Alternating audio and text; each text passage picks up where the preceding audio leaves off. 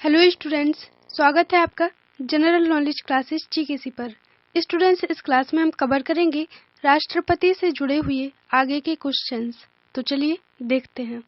Question है आपका, निम्नलिखित में से कौन राष्ट्रपति का कार्य नहीं है? आंसर होगा ऑप्शन डी, किसी सत्र के अंतर्गत लोकसभा की बैठकें आहूत करना राष्ट्रपति का कार्य नहीं है। अगला क्वेश्चन है आपका, विदेशी देशों के सभी राजदूतों का कमिश्नरों के प्रत्यय पत्र किसके द्वारा प्राप्त किए जाते हैं? आंसर होगा ऑप्शन सी, राष्ट्रपति के द्वारा। अगला क्वेश्चन है आपका, राष्ट्रपति किस विधेयक को पुनर्विचार के लिए नहीं लौटा सकता? आंसर होगा ऑप्शन सी, धन विधेयक को राष्ट्रपति पुनर्विचार के लिए नहीं लौटा सकता। अगला क्वेश्चन है, यदि राष्ट्रपति द्वारा किसी विधेयक को पुनर्विचार के लिए लौटाया जाता है तो वह किस वीटो का प्रयोग करता है? आंसर होगा आपका ऑप्शन बी, निलंबनकारी वीटो का। निलंबनकारी वीटो का प्रयोग करते हुए राष्ट्रपति किसी विधेयक को संसद के पास पुनर्विचार के लिए भेजता है। अगला क्वेश्चन है, राष्ट्रपति निम्न में से किस सूची के विषय पर अध्यादेश जारी कर सकता है? आंसर होगा ऑप्शन डी, संघ व संबंधी सूची के विषय पर। संसद के स्थगन के समय अनुच्छेद 123 के तहत राष्ट्रपति अध्यादेश जारी कर सकता है जिसका प्रभाव संसद के अधिनियम के समान होता है। अगला क्वेश्चन है आपका, राष्ट्रपति किस सूची के विषयों पर अध्यादेश जारी नहीं कर सकता है? आंसर होगा ऑप्शन सी, राज्य सूची के विषयों पर राष्ट्रपति अध्यादेश जारी नहीं कर सकता है। अगला क्वेश्चन है, निम्नलिखित में से किस परिस्थिति में राष्ट्रपति अध्यादेश जारी नहीं कर सकता है? आंसर होगा ऑप्शन सी, जब दोनों सदन सत्र में हो तब राष्ट्रपति अध्यादेश जारी नहीं कर सकता है। अगला क्वेश्चन है, जब कोई विधेयक संसद द्वारा पारित हो जाता है तो राष्ट्रपति को अधिकार है कि वह उसे, आंसर होगा ऑप्शन डी, पुनर्विचार के लिए वापस भेज सकता है। अगला क्वेश्चन है आपका, भारत के राष्ट्रपति संसद के दोनों सदनों को प्रथम सत्र के प्रारंभ में कब संबोधित करते हैं? आंसर होगा ऑप्शन सी, ए एवं बी दोनों। प्रतिवर्ष लोकसभा के लिए प्रत्येक आम चुनाव के बाद भारत के राष्ट्रपति संसद के दोनों सदनों को संबोधित करते हैं। अगला क्वेश्चन है आपका, संविधान के अनुच्छेद 124 के अंतर्गत राष्ट्रपति निम्नलिखित में से क्या कर सकता है? आंसर होगा ऑप्शन बी, सर्वोच्च न्यायालय के न्यायाधीशों की नियुक्ति राष्ट्रपति संविधान के अनुच्छेद 124 के अंतर्गत करता है। अगला क्वेश्चन है आपका, किसी मृत्युदंड पाए अपराधी को क्षमादान करने की शक्ति निम्नलिखित में से किसको प्राप्त है? आंसर होगा ऑप्शन ए, केवल राष्ट्रपति को। संविधान के अनुच्छेद 72 के तहत किसी मृत्युदंड पाए अपराधी को क्षमादान करने की शक्ति राष्ट्रपति को प्राप्त है। अगला क्वेश्चन है आपका, अप्रत्याशित व्ययों की पूर्ति के लिए निम्नलिखित में से कौन भारत की आकस्मिक निधि से धन निकाल सकता है? आंसर होगा ऑप्शन सी, राष्ट्रपति। अगला क्वेश्चन है, निम्नलिखित में से कौन सा अधिकार भारत के राष्ट्रपति को प्राप्त नहीं है? आंसर होगा ऑप्शन बी, उच्चतम न्यायालय तथा उच्च न्यायालय के अधिकारों को हस्तगत करने का अधिकार राष्ट्रपति को प्राप्त नहीं है। अगला क्वेश्चन है आपका, किन किन परिस्थितियों में राष्ट्रपति संसद का संयुक्त अधिवेशन आहूत कर सकते हैं? आंसर होगा ऑप्शन डी, उपर्युक्त सभी परिस्थितियों में। एक सदन द्वारा पारित विधेयक को दूसरे सदन द्वारा रद्द कर देना, एक सदन द्वारा विधेयक में प्रस्तावित संशोधन दूसरे सदन द्वारा स्वीकार न किया जाना तथा एक सदन द्वारा विधेयक की प्राप्ति के 6 माह तक कोई कार्यवाही न करना, उपर्युक्त सभी परिस्थितियों में राष्ट्रपति संसद का संयुक्त अधिवेशन आहूत कर सकते हैं। अगला क्वेश्चन है, किस संस्तुति के आधार पर भारत का राष्ट्रपति भारत की आकस्मिक निधि से धन व्यय कर सकता है? आंसर होगा ऑप्शन डी, किसी भी संस्तुति की जरूरत नहीं। आकस्मिक निधि से धन व्यय करने के लिए राष्ट्रपति को किसी भी संस्तुति की जरूरत नहीं होती है। अगला क्वेश्चन है आपका, संविधान के किस अनुच्छेद के अंतर्गत राष्ट्रपति संघीय मंत्रिपरिषद की सलाह मानने के लिए बाध्य है? आंसर होगा आपका ऑप्शन ए, अनुच्छेद 74। संविधान के अनुच्छेद 74 में यह उल्लिखित है कि राष्ट्रपति को उसकी शक्तियों के प्रयोग करने में सहायता और सलाह देने के लिए एक मंत्रिपरिषद होगी जिसका प्रधानमंत्री होगा और राष्ट्रपति मंत्रिपरिषद की सलाह के अनुसार कार्य करेगा। अगला क्वेश्चन है, युद्ध अथवा भारत पर आक्रमण होने की स्थिति में निम्नलिखित में से कौन अंतिम रूप से आक्रमणकारी के विरुद्ध युद्ध की घोषणा कर सकता है? आंसर होगा आपका ऑप्शन डी, राष्ट्रपति। संविधान के अनुच्छेद 352 में निहित है कि युद्ध, बाह्य आक्रमण या सशस्त्र विद्रोह के कारण संपूर्ण भारत या इसके किसी हिस्से की सुरक्षा खतरे में हो तो राष्ट्रपति राष्ट्रीय आपात की घोषणा कर सकता है। अगला क्वेश्चन है, भारतीय संविधान के अनुसार भारत के राष्ट्रपति का यह कर्तव्य है कि वे निम्न में से किसको या किनको संसद के पटल पर रखवाएं? आंसर होगा ऑप्शन सी, 1, 3 तथा 4। भारतीय संविधान के अनुसार भारत के राष्ट्रपति का यह कर्तव्य है कि वे संघ वित्त आयोग की सिफारिशों को, नियंत्रक महालेखा परीक्षक के प्रतिवेदन को तथा राष्ट्रीय अनुसूचित जाति आयोग के प्रतिवेदन को संसद के पटल पर रखवाएं। अगला क्वेश्चन है आपका, लोकसभा निम्नलिखित में किसके द्वारा भंग की जाती है? आंसर होगा ऑप्शन बी, प्रधानमंत्री के परामर्श से राष्ट्रपति द्वारा लोकसभा भंग की जाती है। अगला क्वेश्चन है, राष्ट्रपति निम्नलिखित में से किस परिस्थिति में आपातकाल की उद्घोषणा कर सकता है? आंसर होगा ऑप्शन बी, प्रधानमंत्री तथा मंत्रिमंडल के लिखित परामर्श पर राष्ट्रपति आपातकाल की उद्घोषणा कर सकता है। अगला क्वेश्चन है आपका, भारतीय संविधान के अनुच्छेद 123 के तहत राष्ट्रपति अध्यादेशों की उद्घोषणा कर सकता है? आंसर होगा ऑप्शन सी, स्वविवेक से। अगला क्वेश्चन है, राष्ट्रपति किस स्थिति में अध्यादेश जारी कर सकता है? आंसर होगा आपका ऑप्शन सी, सदन के अधिवेशन न रहने की स्थिति में राष्ट्रपति अध्यादेश जारी कर सकता है। अगला क्वेश्चन है, राष्ट्रपति द्वारा जारी एक अध्यादेश संसद के सत्र शुरू होने के बाद कितने समय तक रखा जाना आवश्यक है?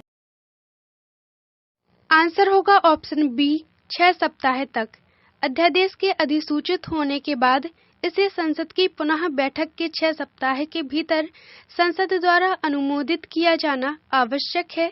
संसद या तो इस अध्यादेश को पारित कर सकती है या इसे अस्वीकार कर सकती है, अन्यथा 6 सप्ताह की अवधि बीत जाने पर अध्यादेश प्रभावहीन हो जाएगा। अगला क्वेश्चन है, राष्ट्रपति अपनी क्षमादान शक्ति का प्रयोग निम्न में से किस प्रकार के दंड के मामले में कर सकता है? आंसर होगा ऑप्शन डी, उपरोक्त सभी मामलों में। मृत्युदंड, सैनिक अदालत द्वारा दिए गए दंड तथा ऐसे मामलों में दिए गए दंड पर जो संघीय कार्यपालिका के क्षेत्राधिकार के अंतर्गत आते हों, ऐसे मामलों में राष्ट्रपति अपनी क्षमादान शक्ति का प्रयोग कर सकता है। अगला क्वेश्चन है आपका, भारत के राष्ट्रपति के पास कौन सी वीटो शक्ति होती है? आंसर होगा ऑप्शन डी, उपरोक्त सभी। पूर्ण निषेध, निलंबित निषेध तथा पॉकेट निषेध, ये सभी वीटो शक्तियां भारत के राष्ट्रपति के पास होती हैं। विधायिका की किसी कार्यवाही को विधि बनने से रोकने की शक्ति वीटो शक्ति कहलाती है। अगला क्वेश्चन है, भारत के राष्ट्रपति ने जिस एकमात्र मामले में वीटो शक्ति का प्रयोग किया था वह था? आंसर होगा ऑप्शन सी, भारतीय डाकघर संशोधन अधिनियम। भारतीय डाकघर संशोधन अधिनियम के खिलाफ तत्कालीन राष्ट्रपति ज्ञानी जैल सिंह द्वारा पॉकेट वीटो का प्रयोग किया गया था। अगला क्वेश्चन है, राष्ट्रपति को लोकसभा में किन 2 सदस्यों को मनोनीत करने का अधिकार है? आंसर होगा ऑप्शन बी, एंग्लो इंडियन के 2 सदस्यों को लोकसभा में मनोनीत करने का अधिकार राष्ट्रपति को प्राप्त है। अगला क्वेश्चन है, राष्ट्रपति और उपराष्ट्रपति की अनुपस्थिति में कौन कार्यभार ग्रहण करेगा? आंसर होगा ऑप्शन ए, सर्वोच्च न्यायालय का मुख्य न्यायाधीश राष्ट्रपति और उपराष्ट्रपति की अनुपस्थिति में कार्यभार ग्रहण करेगा। अगला क्वेश्चन है, लोकसभा द्वारा पारित विधेयक यदि राष्ट्रपति लोकसभा को पुनर्विचार के लिए लौटाता है और लोकसभा उसे पूर्ववत पास करके राष्ट्रपति के पास भेज देती है तो राष्ट्रपति विधेयक को, आंसर होगा ऑप्शन सी, अनुमति देगा। अगला क्वेश्चन है, अध्यादेश जारी करने का अधिकार राष्ट्रपति का कौन सा अधिकार है? आंसर होगा आपका ऑप्शन ए, विधायी अधिकार। अध्यादेश जारी करने का अधिकार राष्ट्रपति का विधायी अधिकार है। अगला क्वेश्चन है, निम्न में से किसकी नियुक्ति राष्ट्रपति द्वारा की जाती है? आंसर होगा ऑप्शन सी, 1 तथा 3। वित्त आयोग का अध्यक्ष तथा संघ राज्य क्षेत्र का मुख्यमंत्री, इनकी नियुक्ति राष्ट्रपति द्वारा की जाती है। अगला क्वेश्चन है आपका, निम्नलिखित में से कौन सा राष्ट्रपति के निर्वाचन का भाग है परंतु उसके महाभियोग अधिकरण का भाग नहीं है? आंसर होगा ऑप्शन सी, राज्यों की विधानसभाएं। राज्यों की विधानसभाएं राष्ट्रपति के निर्वाचन का भाग हैं परंतु उसके महाभियोग अधिकरण का भाग नहीं है।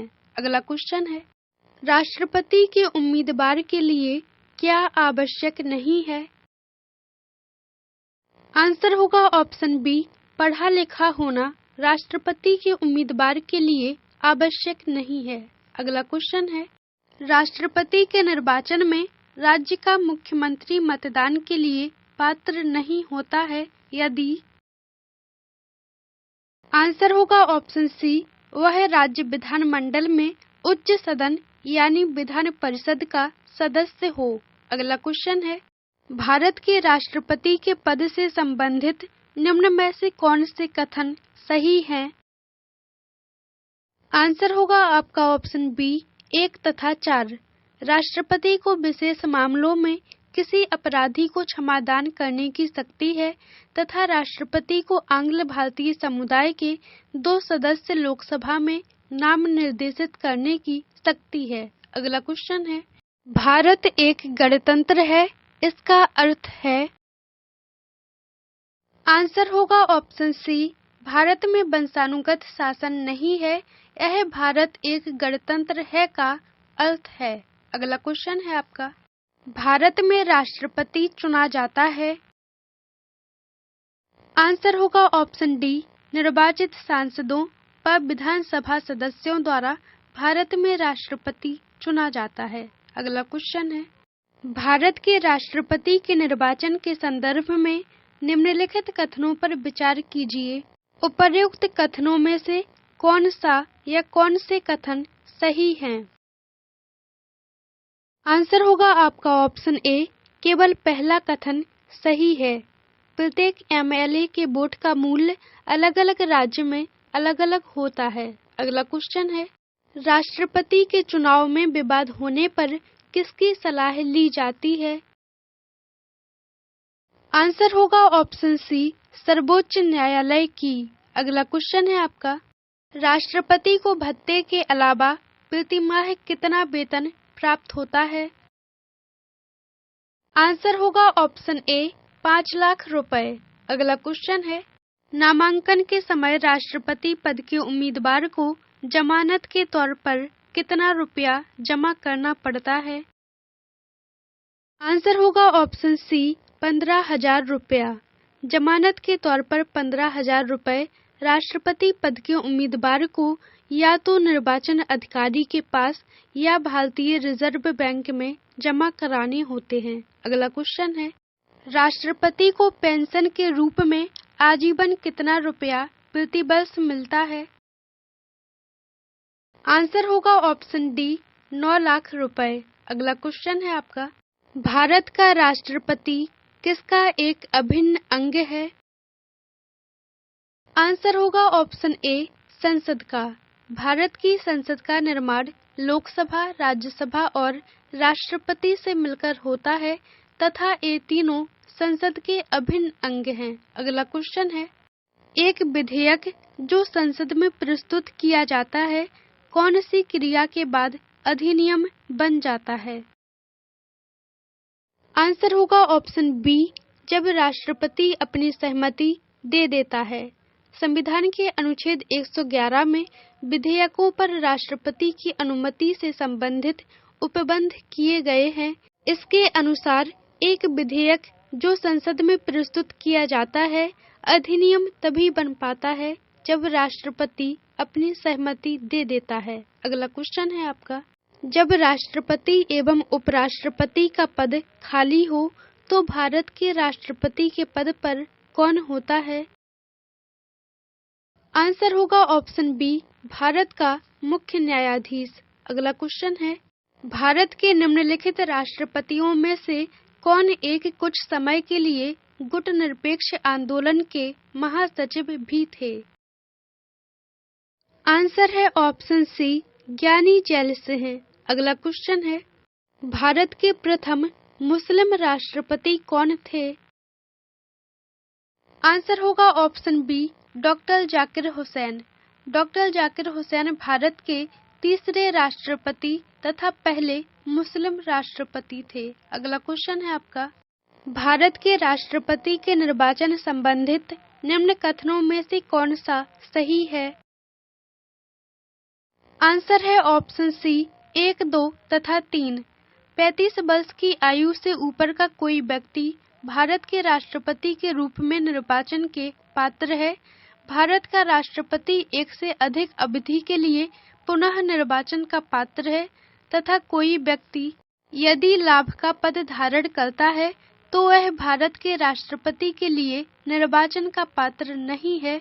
उपर्युक्त तीनों ही कथन सही है।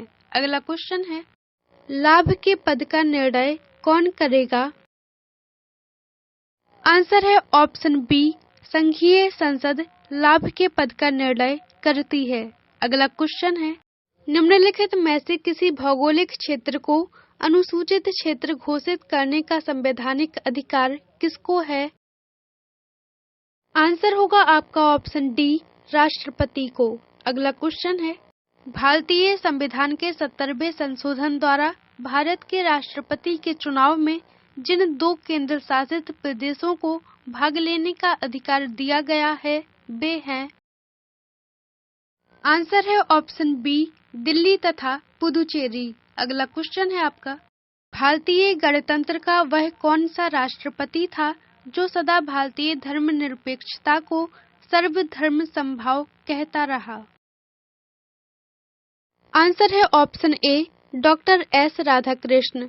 डॉक्टर सर्वपल्ली राधाकृष्ण भारत के पहले उपराष्ट्रपति तथा दूसरे राष्ट्रपति रहे।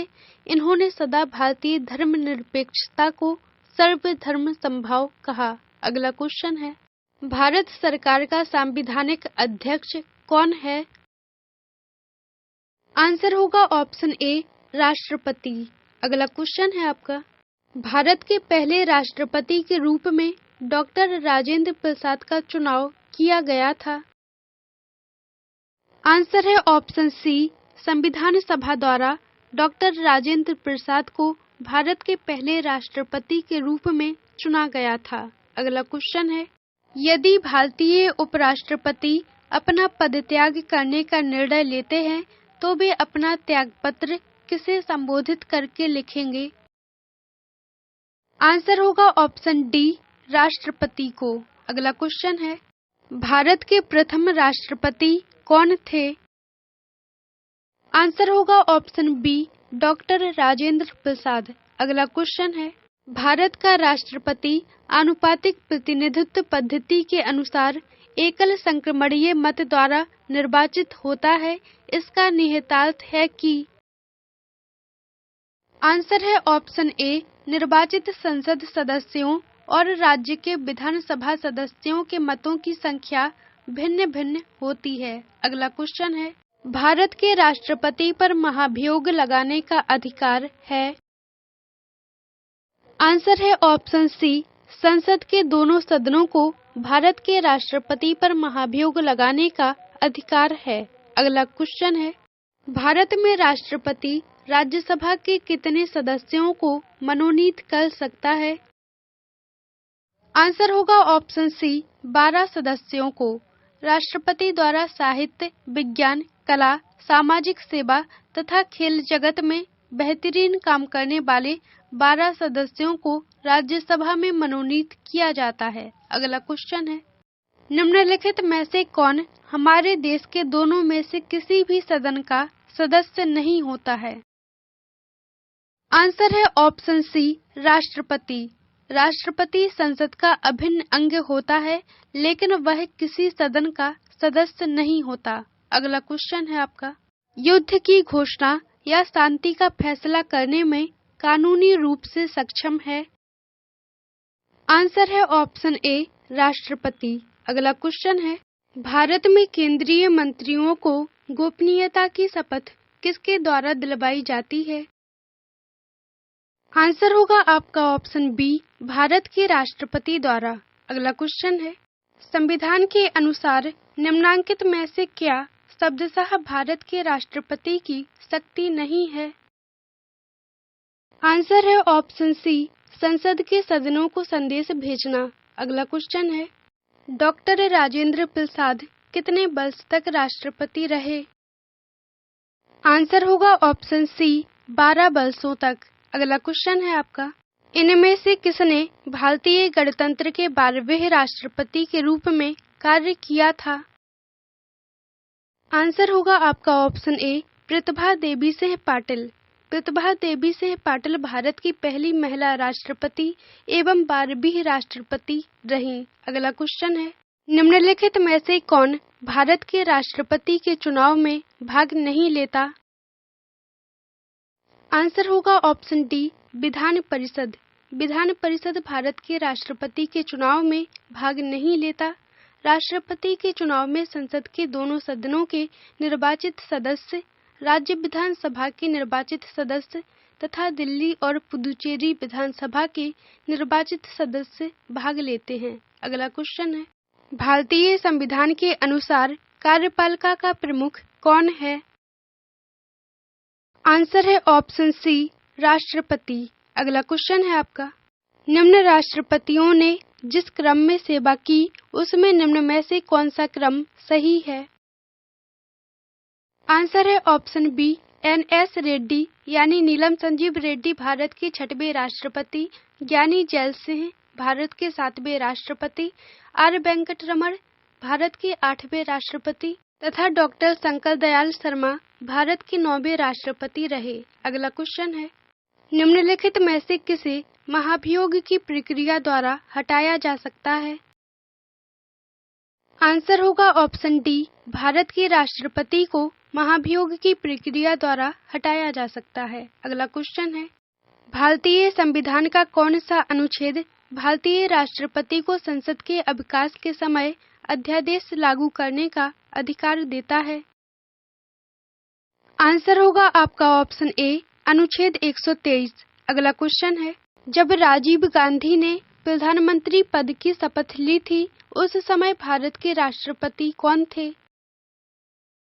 आंसर है ऑप्शन डी, ज्ञानी जैल सिंह। अगला क्वेश्चन है आपका, भारत के निम्नलिखित राष्ट्रपतियों में से कौन केंद्रीय श्रम मंत्री भी रहे हैं? आंसर होगा ऑप्शन बी, बीबी गिरी। अगला क्वेश्चन है, राष्ट्रपति के पद की अवधि से संबंधित निम्न में से कौन सा कथन सही नहीं है? आंसर होगा ऑप्शन सी, राष्ट्रपति अपने पद की अवधि समाप्त होने के पूर्व लोकसभा अध्यक्ष को लिखित त्यागपत्र दे सकता है। यह कथन सही नहीं है। अगला क्वेश्चन है, एक ही व्यक्ति को कितनी बार भारत का राष्ट्रपति बनाया जा सकता है? आंसर होगा आपका ऑप्शन बी, कई बार।